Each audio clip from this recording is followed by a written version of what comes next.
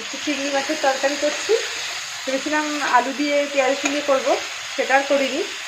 একটুখানি মাখা মাখা করে একটু সর্ষে একটু পোস্তে দিয়ে একটু ইলিশি আর সয়াবিনকে একটু করে দেবো। ওরা চিংড়ি মাছ খুব ভালো খায়। মিক্সিতে একটু কাঁচা লঙ্কা, একটু সর্ষে, একটু পোস্ত, একটু টমেটো দিয়ে দিয়েছি। এবার মিক্সিতে একটু পেস্ট করে দিলাম সর্ষে, পোস্ত, টমেটো, একটু কাঁচা লঙ্কা দিয়ে দিয়ে দিলাম।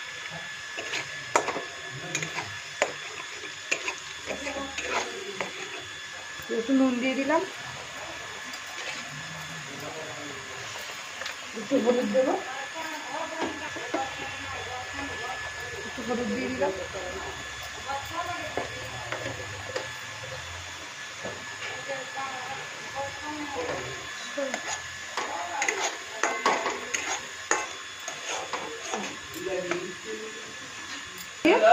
একটু ফুটিয়ে নেবো, মাছটা হয়ে যাবে।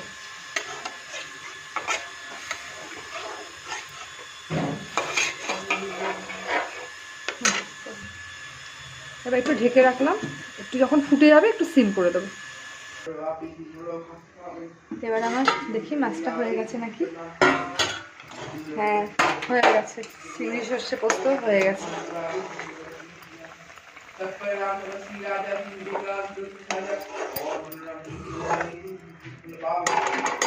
কমপ্লিট।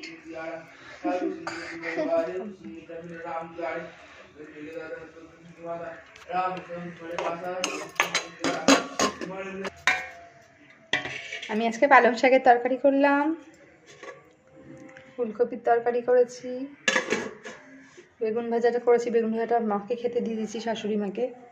আর এখানে চিংড়ি মাছের মালাইকারি করেছি। টাটা।